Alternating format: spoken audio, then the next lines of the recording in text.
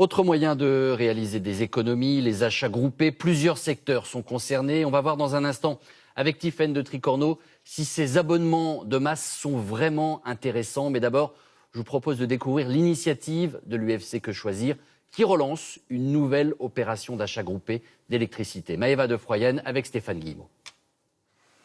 Il a eu beau faire des travaux d'isolation, les factures de William Char n'ont cessé d'augmenter.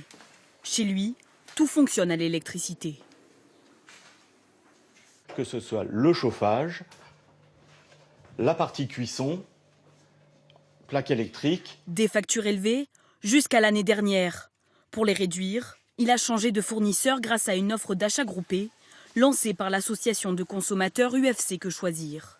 Aujourd'hui, sa facture a baissé.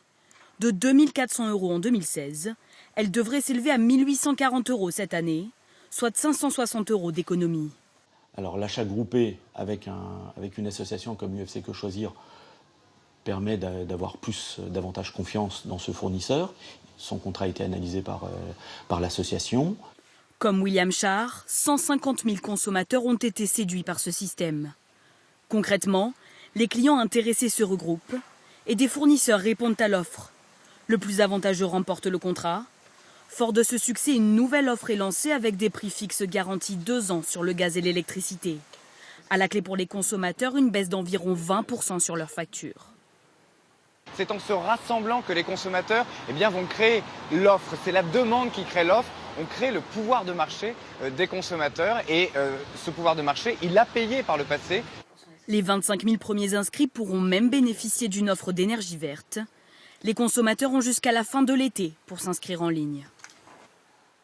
Voilà pour cet exemple d'achat d'électricité. Tiffaine de Tricorneau, bonjour. Ce type d'abonnement, d'achat groupé se développe de plus en plus.